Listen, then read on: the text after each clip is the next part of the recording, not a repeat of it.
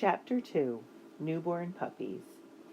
The next morning Kaya went to the stream as the first rays of sun struck through the blanket of mist hanging over the water.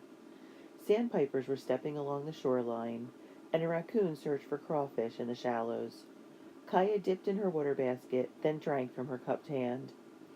It was a quiet morning, though she could hear the voices of the boys taking their morning swim downstream.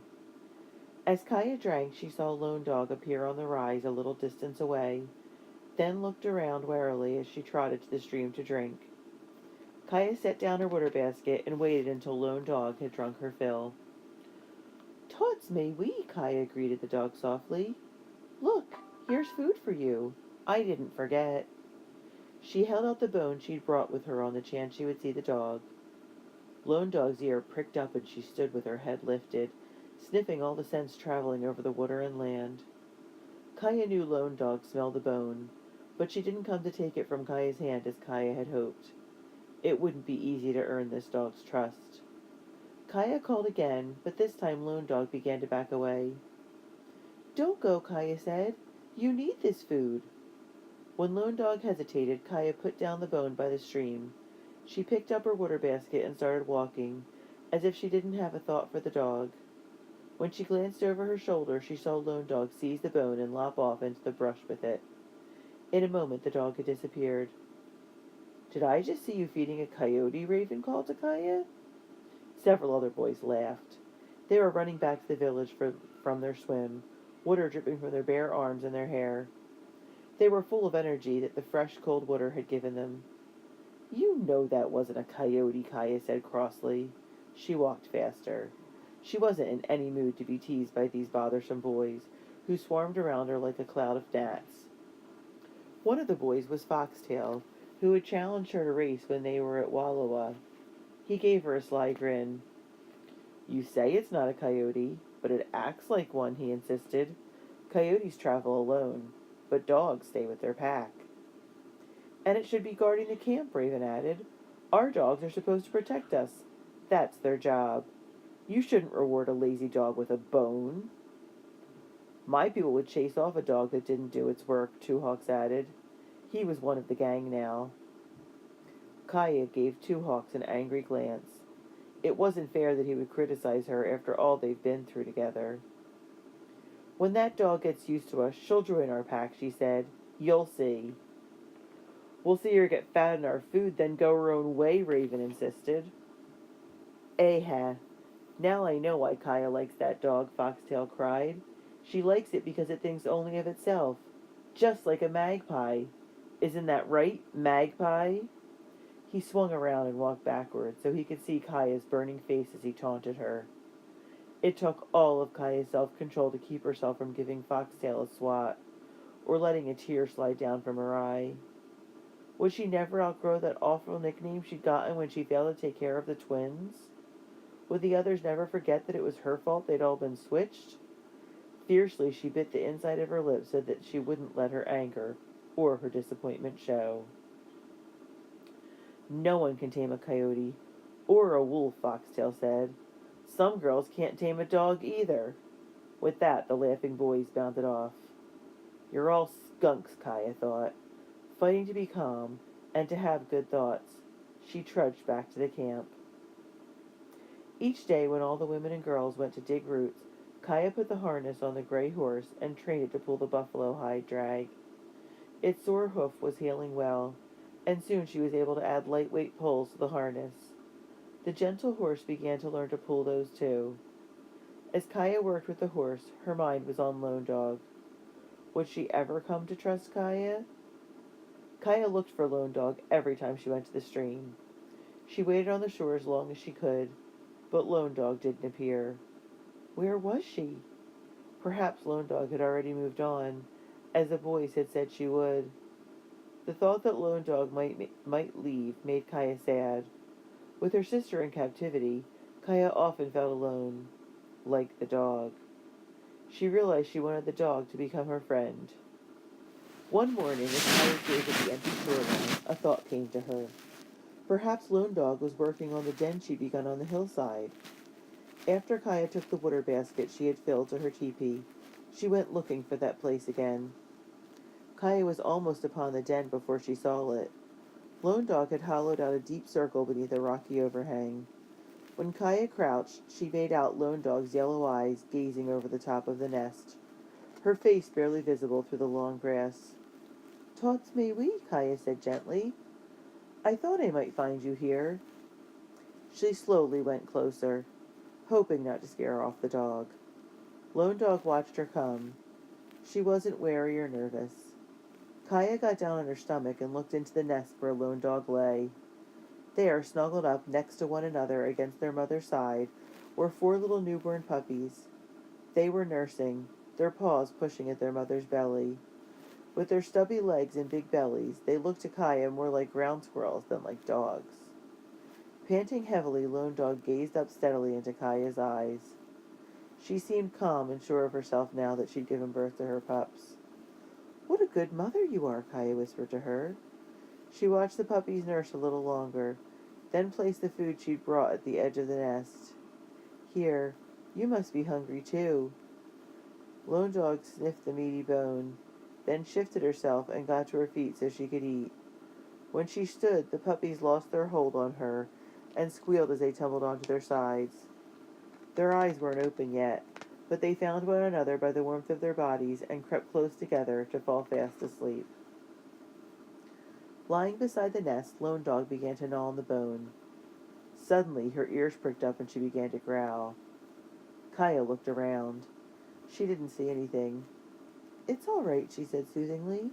"Your pups are safe." But now Lone Dog was on her feet, her hackles raised along her back and her tail lifted straight up. She growled again, then lunged partway up the hillside, barking ferociously. Kaya jumped up too. Was a cougar after the helpless pups? Instead of a cat, Kaya saw Snowpaw stalking along the top of the hill.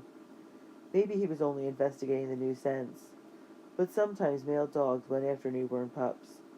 He must not harm Lone Dog or her little ones. "Get away! Get!" Kaya commanded him. Lone Dog continued to bark violently to keep him at bay. Snowpaws bared his teeth, as if he were about to charge Lone Dog. Then he changed his mind. He snarled and began backing off. He didn't want to fight this fiercely protective mother, or Kaya, who had seized a thick stick and was shaking it at him. Even after Snowpaws disappeared, Lone Dog continued to bark. Only when she was satisfied that the intruder was gone did she return to her nest. The puppies had slept peacefully through all the commotion. Gnawing the bone, Lone Dog lay down beside them again. "Aheh, you know how to take care of your pups," Kaya murmured to her. "I'll come visit you again soon." "These willow branches must be carried down to the stream side," Kutsa said to Kaya and Brown Deer. "We need to build a larger sweat lodge." She handed the girls bundles of willows and took one on her own back. They walked downhill to the bank of the stream, where Kaya's mother was hollowing out a shallow pit in the gravel. Each day, in winter as well as summer, Kaya and the other girls and women bathed in a sweat lodge. The men and boys did the same. Sweat baths relaxed them and made them clean and healthy in both body and spirit. Kutsa set to work bending willow branches to form a dome over the pit. Brown Deer and Kaya followed her lead, placing the branches so that they followed the 4 directions. The girls often helped to build a lodge like this one. They put up sweat lodges everywhere they stayed. "Why are you gazing at the hills instead of doing your work, daughter?" Itza asked Kaya. "Here, hold these willows so I can tie them together." "I was thinking about Lone Dog," Kaya admitted to her mother. "I found the den she made in the hillside." "It's too bad that dog doesn't come live with us," Itza said. "She could help guard our camp." "That's what the boys told me," Kaya said. "They teased me about Lone Dog. They said she thinks only of herself, like a magpie. Like me, they meant. They won't let me forget that nickname." Swan Circling had promised that the nickname wouldn't matter so much when Kaya got older. But that day seemed a long time coming. Kutsa stood upright to rub her sore back with both hands. "Don't you remember the story of how dogs, wolves, and coyotes came to be as they are, granddaughter?" "I think I remember," Kaya said. "It's an old, old story," Kutsa went on, weaving and tying willows into framework again. 4 brothers were roaming the hills together. They were looking everywhere for food, because they were very hungry. When they spotted teepees in a valley and smelled meat cooking, one of the brothers went down for a closer look. People gave him some meat to eat, and he went running back to the other 3 brothers and told them what had happened. "If we go live with people, they'll feed us," he said. "We won't go hungry anymore." But the other 3 brothers didn't agree with him. 2 of them said, "If people feed you, they'll expect you to work hard for them in return. We'd rather go off together and hunt for our own food." The other brother said, "I don't need people at all, and I don't need companions either. I'll go hunt by myself." So the first brother became a dog, and chose to eat our food and do our work, Kutza continued. The brother who went off to live all by himself became a coyote, and the 2 brothers who chose to stay together and hunt as a team became wolves. Remember, Nimipul are like wolves. We're strong as individuals, but we always work together. That's how it should be. "It's not natural for a dog to live all alone," Brown Deer chimed in. "She's not all alone anymore," Kaya said. "She's had her pups, 4 of them like the story. But they'll grow up to be dogs, not coyotes or wolves." "Daughter, don't be too sure of that," Itza warned. She began laying ryegrass thickly over the frame to create a covering. "What do you mean?" Kaya asked. "I mean I've had a glimpse of that dog," Itza said. "She looks to me as if she's got some wolf blood in her. That would be bad, you know. A dog obeys its master, but no man can be master to a wolf. If there's wolf blood in that dog, she might challenge her master. You said you thought Lone Dog had been beaten. Maybe that's why." "Eh, Brown Deer agreed. She might have bitten a child or snapped at a baby. She could be dangerous." She laid more armloads of ryegrass onto the framework. "I think you should keep away from Lone Dog," Kutza said firmly. "I think you should stay with the dogs we're sure we can trust." Kaya felt a stab of dismay in her chest. "There's something I must ask you," she said in a low voice. Ask me anything," Kutza replied. "I'll answer you as I think best." "I hope you'll allow me to go on feeding Lone Dog," Kaya said carefully. "I gave her my promise that I would help her. Shouldn't I keep my word to a dog as well as to a person?" Kutza picked up several fir boughs and laid them on the floor of the new sweat lodge. She didn't speak as she spread out the sweet-smelling boughs, and Kaya knew her grandmother was considering how best to answer. She held her breath. Finally, Kutza straightened up and put her hands on her hips. "I think I understand you, granddaughter. You want to be someone who always keeps her word, and that is right. You may go on feeding Lone Dog, as you promised you would, but I want you to be very, very careful for any sign that she might bite. Take my warning seriously, granddaughter." "I will," Kaya said quickly. She felt the ache in her chest ease. "Tots!" Kutza's stern face softened and her dark eyes sparkled. "Now I'd like you to start piling up stones to use in our sweat lodge. Your mother named you for the first thing she saw after you were born. A woman arranging the stones for a sweat lodge like this one here. That's your job today, Keitayanami. Do it well."